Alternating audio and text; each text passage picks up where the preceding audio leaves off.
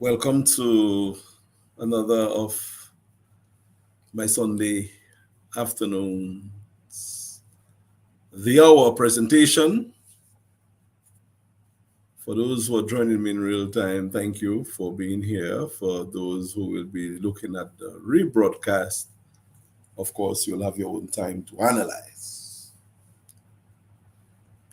I am going to be dealing with primarily the West Indies cricket, or let's say cricket in general, but I have titled my presentation today to be when West Indies ruled the cricketing world, or let's say the cricket world. I decided to do that title because of a bigger point I wanted to make.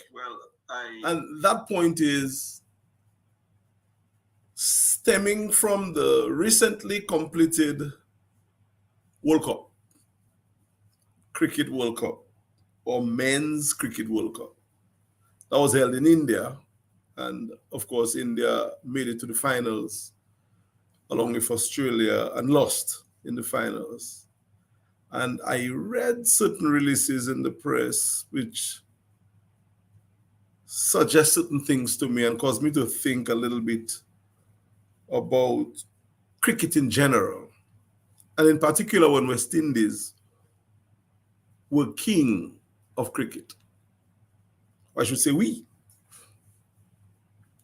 So my title is When West Indies Ruled the Cricket World.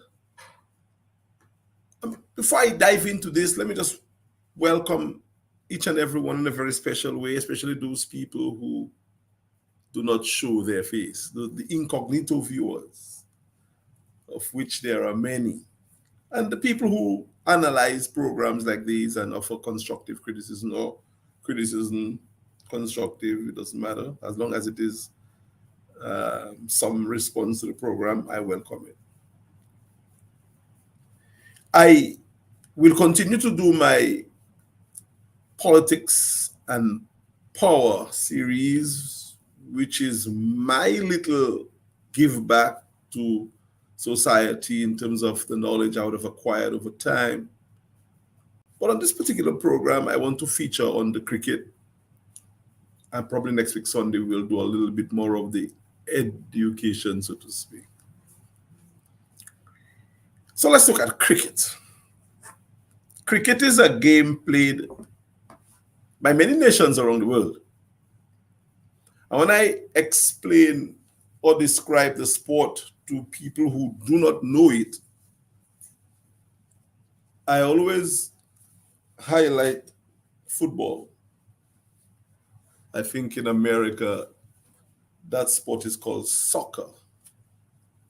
But the world knows it as football. And I always tell people who are not familiar with cricket that cricket is like the second biggest, largest, most played sport in the world, because you have football, soccer, which I think is the world's biggest sport. And I think after that is cricket. And they said, cricket, what is that? And then I show them some of the highlights, especially from the T20, the shorter versions of the game, and they get excited. They say it's like baseball, but it's different, it's more intense. And one student tried to ask me to explain the intention of the bowler, the pitcher. Why is he running so quickly to bowl at this guy, to pitch at this guy, and he goes for his head? So I had to explain to her, well, the pitcher, the bowler, tries his damnness to unsettle the batter or the batsman. And they would use short balls, they would use bouncers at the tosser to kind of destabilize the batsman so that they can get them out. And then right there, the young lady says, but that doesn't seem like a good sport. Why would they try to target the body? They should go at the base. I said, well, it's one of the things in cricket that goes, but there are rules, there are two short balls in every over by every bowler. And I explained to them how the West Indies fast bowlers were tall and huge, and they would run like maybe 30 yards to bowl at someone who is 22 yards away from the other with a hard ball maybe 150 miles an hour sometimes. So they found that fascinating. I'm saying all of that to say you to tell us that cricket is a huge game being played by many nations. Many billions of people play cricket. India, Pakistan, Australia, New Zealand. I mean, just name them. West Indies, England, did I say Pakistan, Zimbabwe, Bangladesh, just name the countries. So although American football is seen on TV more prevalent than any other sport, I guess, and basketball is a very intense sport, cricket and football are the world's biggest sports. I think football first and then cricket. And there was a time when West Indies dominated cricket, the West Indies cricket team. Dominated cricket right after, like into the 70s, parts of the 80s. We actually dropped the ball in the mid 90s, early to mid 90s, after dominating cricket for almost 20 years. And it has been, well, almost 30 years now, since we have not been doing very well. And it's taken us a while to get on top. And I think West Indies cricket will resurge again, but it's taken a long time. It's taken more time to get back where we were than the time that we stayed where we were. So we stayed there for 20 years, unbeatable, almost. And it has been almost 30 years. Or is it going to be 40 years? It's 2024. What is 1994 to 2024? Is that 40 years? I think it's 30 years. So 30 years next year, because I think West Indies lost to Australia in a series in the West Indies in 1994, and that's when we started sliding. How did West Indies become a super champion of the world? Because at the time in the 70s and 80s, West Indies was playing with a purpose. What was that purpose, you may ask? Caribbean identity. The resilience against all odds. Because remember, guys, different time in history mark different moments. And the 60s was some tumultuous times in the world for people of color. I should say blacks. So we had the civil rights movement in the 1950s into the 60s. We had, of course, America passing the Civil Rights Act and the Voting Act in the 1964 and 65, respectively. So people had legal autonomy to do things that they were trying to do without any legal protection. And cricket, for blacks in the Caribbean, was seen as a game, or as a more than a game, as a sport, as a rivalry, to show the dominance of the descendants of slaves, the people who had been oppressed. And the cricket ball and bat became metaphors. When Viv Richards played cricket, it was not racism. It was he fighting for his Caribbean Afro identity. And he see every delivery bowled by someone as a delivery where he had to show his mark, where he had to stand up for what he believed in.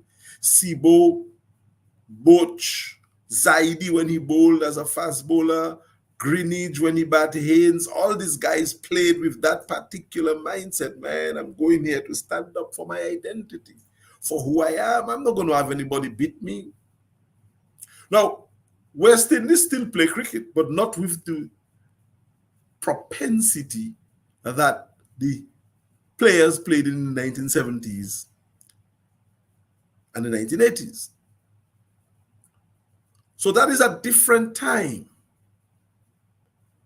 different moments, different attitude, different games. The game have changed to now something that is more scientific, something that depends on machinery, something that depends on particular skills guided by best strategies. And Sammy, who is the coach of the West Indies team, put it quite rightly when he said that every delivery faced in the shortened version of the game in the T20 is like an event. You must treat every ball as if it's an event and see how you negotiate the ball. A dot ball in a 2020 match can be okay, but you must remember that the other ball, you must try and get at least 2 runs from it because you needed to get a run per ball. You treat every ball in a way that you're going to get a run from it. So the cricket now is being played more like that than brute strength, than just aggressive venom. I'm going to just decapitate you. And Australia had its way over West Indies one time. Before West Indies say, enough is enough. And England too used to beat West Indies, and West Indies say, you know what, I'm going to get my arsenals. And that's where the quartet of fast bowlers came about. And the West Indies bowlers were unplayable. This was provoked, by Australia, with Dennis Lilly, and Thompson. So West Indies cricket had always been about a fight. Right now, I am not too sure that it is. I am not criticizing the current crop of cricketers. I'm just saying that the general ethos of the world is not the same as it was in the 1970s and 1980s. So that is a little foundation in terms of the discussion I wanted to make. Another issue that we had or still have in West Indies cricket is the secular nature of our region. The region was created as one, but segmented in the same way. There was a time when, after this thing called emancipation, which happened in the 1830s, which some argue it was emancipation as a business, just to change the form of occupation of the people, to say, no, you are no longer slaves, but you are now a slave to the system that I still control. I'm not a radical teacher, so I don't teach it that way, but some people teach it that way, because although the shackles of slavery was removed, there are certain things that connect the former slaves to the former slave owners: trade, aid, poverty, concept of development, democracy, freedom. A number of things still exist that tells you that certain things should be done in particular ways. So when the Caribbean countries were free, liberated, I don't think any Caribbean country besides Haiti fought for its freedom. Everybody got freedom. There is no country that fought for independence in the Caribbean. None. Which one? Tell me. I'm not talking about Latin America. I'm talking about in the English-speaking Caribbean, the Anglo-Franco-Caribbean. None. No, only Haiti. And because Haiti fought for independence, we abandoned Haiti, our brother, our big brother. Foolishly so. The Caribbean just did not support Haiti. That's another subject for another conversation. I'm talking about West Indies cricket and how the segmenting of the Caribbean and the secularization of our region caused our cricket not to be as potent as it could have been. Because back in the 70s and 80s, we were playing for a cause. So we played beyond our lines and our boundaries of insularity. But when we didn't have a cause to play for anymore, we now start playing for our countries: Trinidad, Jamaica, Barbados, Dominica, Antigua. Even to today, even to this point, we still do, and I'm going to get there in a little while. I'm just setting up the basis for my conversation. So it became a thing about the countries, the bigger countries against the smaller countries. And I used to believe that Barbados was bigger than Dominica for a long time. Even while I could understand, I still believe Barbados was bigger. Not probably geographically, but bigger in everything else. And probably that's how Barbados see themselves, bigger than us, but Barbados not bigger than Dominica. In any way, Barbados is a sister country. We are same size. We have the same vote in the UN. We have the same attitude. So I don't think any country should claim to be bigger than a country, even if they are geographically bigger. As Dominica is bigger than Barbados. I'm not claiming that Dominica is bigger than Barbados. I'm saying we are brothers and sister countries. But there is a general tendency in the Caribbean where some countries think that they're bigger and they act bigger. Jamaica has bigger landmass, Trinidad, Guyana. Those countries have always been bigger in geographical landmass. But not just that as well in terms of approach to things, because they used to be the big four: Jamaica, Barbados, Trinidad, Guyana. Were the big four countries that used to produce the great cricketers on West Indies cricket, on the West Indies team. Because the smaller, lesser affluent countries, including Antigua, which actually got did better than many other smaller countries with the production of test players like Viv, Cutley Ambrose, Richie, and a number of other players. Ridley, I think Jacobs was from Antigua as well. Yeah, Murray was from the Ridley Jacobs. So the problem became a major thing when the countries start playing for countries, and you would hear Cotton Greenwich and Desmond Haynes from Barbados, best pair of West Indies openers ever. So there was always a signature of the country that the West Indies players were from whenever they were mentioned. And when the selectors were selecting players, even if Irvin Shillingford was doing well and fellas like Sibo, Lockhart Sebastian, they would not get picked because at the time the talent was right, because guys were not failing on West Indies team. Because Butch was an open batsman, Sibo was an open batsman, and the West Indies team was not failing in their days. So I understand that. But if a selection had to have been made, the bigger countries would be looked at first. That has changed a little bit because we see smaller countries like St. Kitts, Dominica, Anguilla, Nevis have gotten players on the West Indies team in the past 20, 30, 40 years. But the semblance of insularity still continues on West Indies cricket, to the point where now we're still not playing for the region, we're still playing for our own keeps.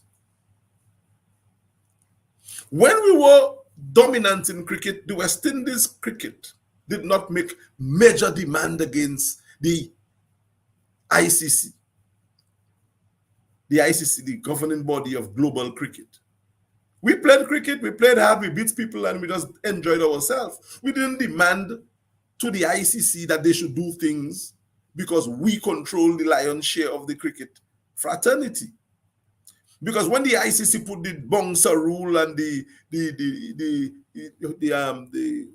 number of overs that must be completed within an hour, all that thing was put against the West Indies, so that it would cripple our ability for quartet fast bowlers, because the guys ran for long distances. So it took more time for them to bowl an over. So there were certain rules put in place. Or you need to do how many overs per hour, or 2 bouncers per over, per bowler. And a number of the rules put in place were targeted against the West Indies to weaken our cricket. But we didn't stand back and say, ICC, come on, man. I control the cricket. I bring the flavor. I bring the experience. You cannot do that. We played fair.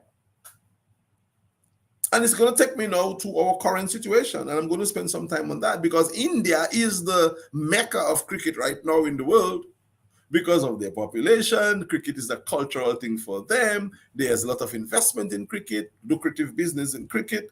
And India pretty much control the cricket world, so to speak. England, Australia, yes, Pakistan. But the cricket business is in India, because they have facility, they have incentives, they have money, they have corporate support, they have governmental support, they have policy protecting cricket, they are the clubs, there are people who have invested in cricket from the private sector, with the IPL. So India have bragging rights. They lost the World Cup, and I wasn't perturbed as such. I didn't support any particular one team against the other. I just wanted to see good cricket, and I think we saw some good cricket. We saw good finals. It was India's World Cup to win, and they did everything. They won 11 in a row and lost the last one, the most important game. It was just not supposed to be. But following the World Cup, I'm hearing the ICC was thinking about introducing more teams into the top level for competition in the World Cup. And India is saying no. And India is reminding the ICC that they have the lion's share, they control, they have the verve, they have the vibe around cricket. And pretty much telling the ICC that India is cricket. Cricket India runs cricket, which is something that West Indies could have done, but ethically we didn't do it when we were on top of cricket for 20 years. But now India is pulling a rank on the ICC. And not only now, India has been doing this for a while. When West Indies was on top, we didn't try to leverage. The ICC put laws to regularize us, to diminish us. We didn't fight back. Maybe in hindsight, we should have. But I think it was a good principle not to fight too much because we were just blatantly dominant. But now India is not even blatantly dominant because we beat India in a 2020 series just the other day. They try all sorts of different things to control. Because West Indies play fair. I don't say that India does not play fair, but they play cricket in a different way from us. So we have some issues. We have the insularity, we have the segmentationalization of the Caribbean, we have the lack of purpose that we play for. Cricket is not a sort of a heritage, cultural, traditional, embracing thing, uniting principle as it used to be. I remember about 20 years ago when I won the Calypso Road Match title in Dominica with Osama Say. I toured with that song profusely. The things that the young guys doing now, I did that when I was young. I traveled the world doing music, entertaining, having fun. So it is nice to see people like Asa and them doing it now, but that is a thing that people would have done in the past. Gordon would have done that, Jeff Joe would have done that. I did it. And others, I guess, to come will do it. And I remember going to Antigua to perform in a test match, West Indies versus India. Of course, we beat them. And I was singing Osama Say along with Cheeky Hi-Fi. And there was an entertainer guy by the name of Gravy. And that year, Sugar Band had a song, not Sugar Band, a band from St. Kitts. So St. Kitts had a song, Sugar Band, Sugar, Sugar. That was that song and Osama Say were the big songs in the Caribbean that year. And we traveled, I performed with them many places. And we performed with Cheeky Hi-Fi on the double-decker stand at the ARG in Antigua. I flew up to Antigua that morning, straight from the airport, went to the ARG, performed halftime, lunchtime. Right after my performance, I ran because I had to go to St. Vincent to perform that night. The commute between the countries was good. Liat represented the heartbeat of the Caribbean, and we have lost that. We have to regain those things if cricket is going to have to come back.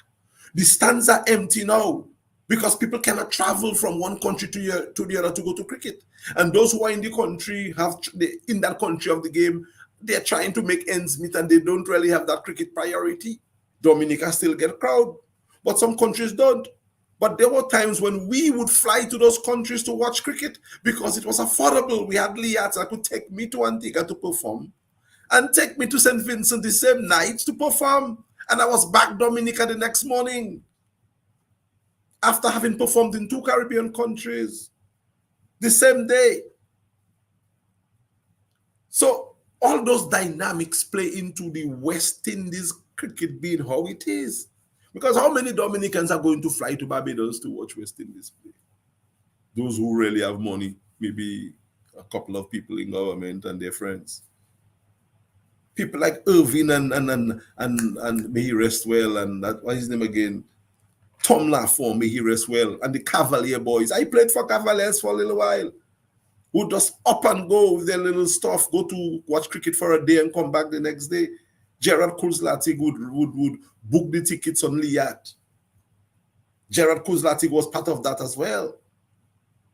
I remember those days. So the West Indies have suffered because we don't have this sort of inter-island travel because we lost Liat, and the cost of traveling among the countries is just too expensive. We lost the flavor, we lost the sting, the connectivity. So our boys are not playing the way that they should play because we are a fragmented West Indies. And that has affected our cricket. Even worse over the past 10, 15 years. So we have to fix the West Indies, fix our communication, fix our transportation, fix our connectivity, fix the little things, the insularity that exists in the cricket, for the cricket to go somewhere else. When West Indies controlled the cricket world, we were playing with purpose. That purpose is not there anymore. We have to find a purpose. And I'm asking Sammy, the coach, and the people who are in the administration of the cricket to talk. Let's talk. I mean, I have plans, I have ideas that we can discuss. And I'm quite willing to have a conversation with the Cricket West Indies. I think I attempted to, but it didn't quite happen. I was supposed to have met with, well, let me not say that in publicly, but I will try again. Because we can have a conversation and look at the issues and address the issues. So remember, I've made the point, I have not strayed. When we control cricket, we did not try to dominate unduly. And when we actually were at the top, we were playing for purpose because it was coming out of the 1960s, that civil rights movement era. And West Indies had a point to make, and we made that point for 20 years. So now we must find a cause to play for and play again and dominate cricket again. We always have to dominate, but we can be more competitive. With that being said, let me commend the Dominican players. Again, I'm being insular right there. I shouldn't even be doing that. They should just be called West Indians. The cricketers, the West Indies, they shouldn't be called Dominicans. But we are trapped in this insularity trap. So Kavem Hodge is playing A-level, West Indies cricket on the A team. And Athanaz is playing for the West Indies team. There's two Dominicans at the helm. And this young KJ, young boy, he's captain of the West Indies under 19 youth team. So we have three Dominicans playing top cricket.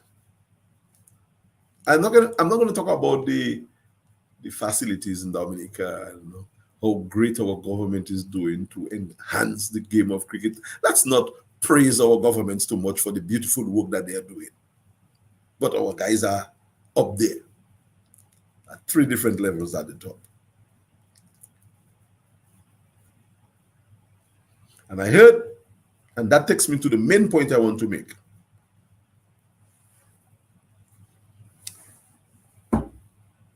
I heard Des Haynes, in response to Darren Bravo not being selected on the one-day team to play England. He said it was a tough decision not to pick Darren, who is not going to be able to play World Cup next 4 years. Darren is, I'm not sure his age right now, but he's around the time, a point in his career where he's not expected to do much more than he has already done. He's scoring runs, but he's a little older. And he was not selected. So, okay, tough. There have been people who were not selected in the past and just not stuff. He just take your non-selection and move on. But no, the same big country insularity thing has to be, must raise ugly head. And I've read, I don't even want to go and quote what I read, but I read the Trinidad Cricket Board of Control, what they said. I've read what Dwayne Bravo said. Different regional entities speaking about what the selectors did not pick Darren. They don't pick him. They didn't pick him. They didn't pick him. Tough luck. I mean, he really was scoring runs and probably may score some more runs. But he didn't get the pick. They pick another team and he was not on it. But here's what Des Haynes said, and I really, again, say the same attitude continues in West Indies cricket. Des Haynes is saying we have to invest in younger players. And he called Athanas, and I'm not sure the other one he called. But why should you, Des Haynes, say that the selection of Athanas was dependent on that man not making? Why single out Athanas and put a bullseye on Athanas? I mean, he just didn't make it. You can even say we invested in a different kind of team. But why you make it look like it's Athanas that take his pick? For you, it is simple. You didn't think about the repercussion, but for me, it's a big deal. Athanas earned his pick on West Indies. He played last season and he scored. He was in Dominica, and he was the only man that scored runs. He played in the one day and he scored some runs too. So he earned his pick. It's not because of Darren Bravo. Not because Darren is not going to make it. Because Darren was not on the team. He was on the team before Darren was not picked. So what is the big deal about saying you invested in Athanas? You put in pressure on the man. When Athanas go and play in Trinidad now, is he going to be under pressure? Psychologically, you setting up the man for failure. There's Haynes. Stand with what you did and say, well, maybe you pick the best team you could have found for the team. When you say you invest in Athanas, and what's the other player he say invest in again? I forgot the name. I felt a little shy because Athanas did not take Darren Bravo's peak on West Indies. Athanas owned his peak by playing well in the regional cricket as he did, as Darren was doing. So don't come with your business about, you investing in young players. You picked the West Indies and I agree. But when you put Athanas' name and say Darren did not make because you invest in young players, you put a pressure on Athanas. And if Athanas fail tomorrow, they're going to drop Athanas, Because we have 4 years before the next World Cup. They will say Athanas failed for a year and a half when we drop him. And they're going to take somebody from Trinidad or Barbados. But the good thing about it is that Athanas is not going to fail. He may not score every match, but he's not going to be a dismal failure where he's going to be dropped. So we will see Athanas playing World Cup cricket in 4 years, but he's young. And Darren could not play because in 4 years' time, he would have been close to 40, if not 41. You can't play at that age in the World Cup. It's Athanas' time. He got picked. And I didn't like the twist that Des Haynes. I think Des Haynes meant well. And the entire cricketing world who understand cricket and cricketers know that Athanas is ready for star. He's a star player. We just have to mold him. He needs an agent. Not just a friend or a crony in government. He needs a professional agent from India. Maybe. Who can market him? Guide him. Mold him mentally. Teach him how to play like Tendulkar and them and play cricket. Well, I don't want to call names. Lara was naturally gifted. So too is that guy, Athanas. But Athanas is under pressure. How could Des Haynes say that they invested in Athanas? That's why Darren, who really could have made the team, but he just didn't make it. Just let that be, man.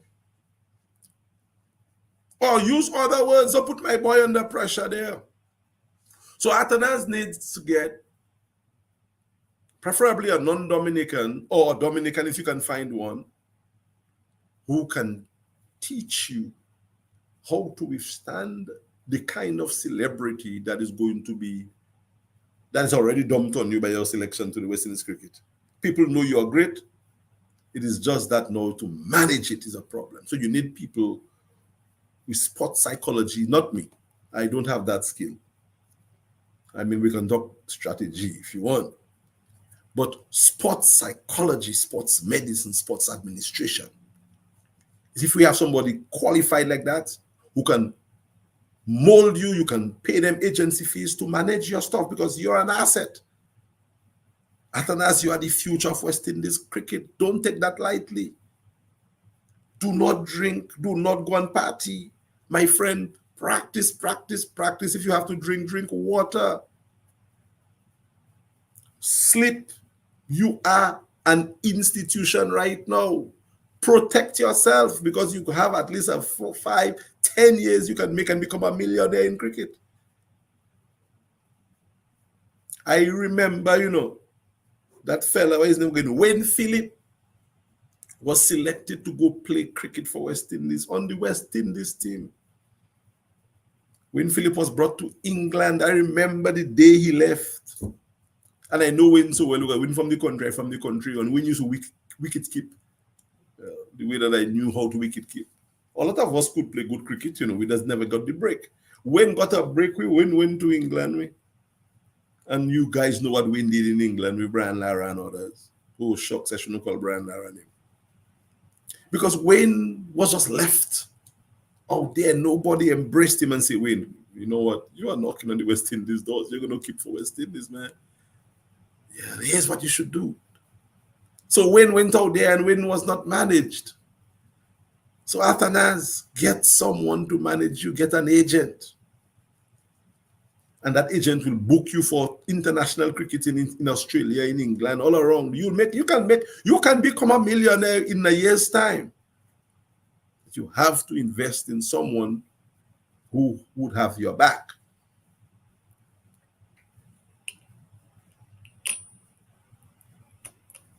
So I didn't like when Des Haynes said that we invested in Atanas and whoever, that's why Bravo could not make. I didn't like that. So I thought I would make that point in my overall discussion about West Indies and West Indies cricket and the insularity that exists. Now, unlike Des and them, man, they understand the vibes. They know what it is. They understand the cricket culture, and they are good men.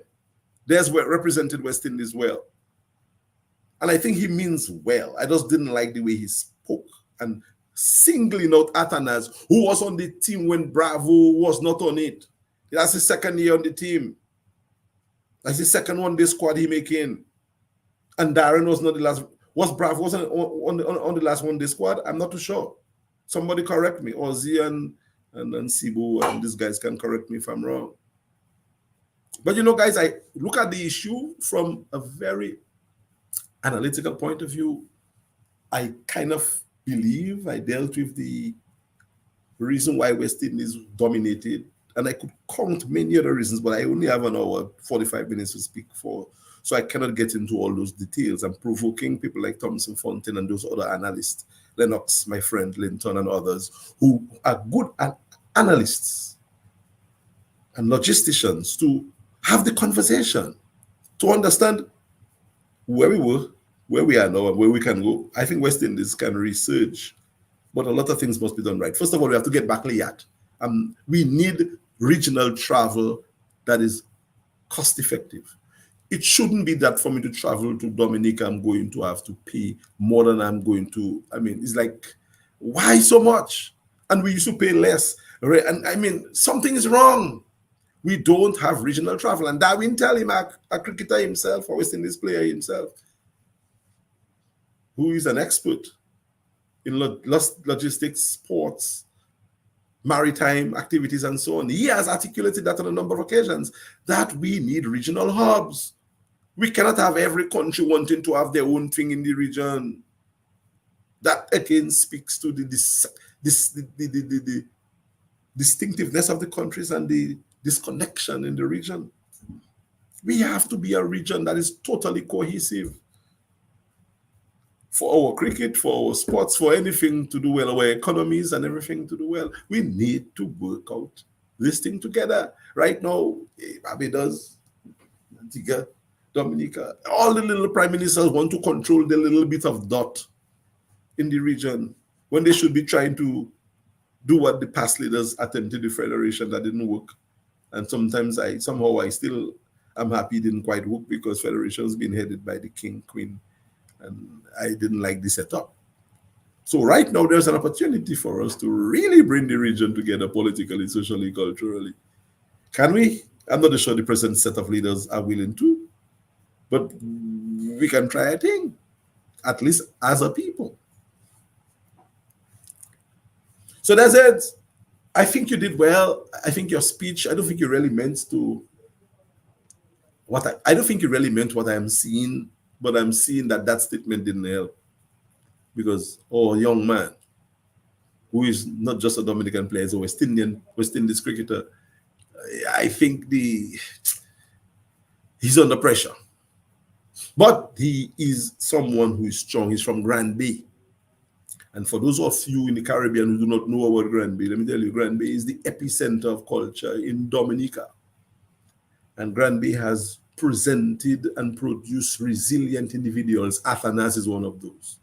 And by God's grace, the brother will play for 4 years. He'll play in the World Cup. And he will play for West Indies until the end of his playing days. I pray for him. And Kavem, too, you know. And AJ as well. And any other player who make it to the top level, your days will be long and prosperous. So that is the kind of contribution I wanted to make to the program today. I wanted to speak about that because that's what I do. I look at the issues from a different perspective and I try to make sense of it in my own little way. I hope it actually meant something to you. I'm not too sure whether we have any comments, but if we do or if we don't, I will deal with them at some time in the future. I want to end my program now and announce that I'll be drawing in Carlos Charles on the Team Unity Dominica's program, which begins in the next 12 minutes. So I'm going to take a pause. I want to thank those of you who have been on. I take a quick glance, and yes, there are people listening. Whenever people are on, that's nice. Thank you, guys. I hope you find what I said to be a bit provocative, but at least reasonable. If you disagree with me, you could always share your views, and I'll get back to you. I'll respond respectfully as well. Join me in about 11 minutes' time. I'll be on with Carlos for maybe half an hour or less or more. However long Carlos wants me, I'll be there. And we're going to be discussing from a more political point of view in terms of Dominica's development on TUD's Round the Table discussion. Thank you, guys, and I'll see you next week, Sunday, for another live engagement.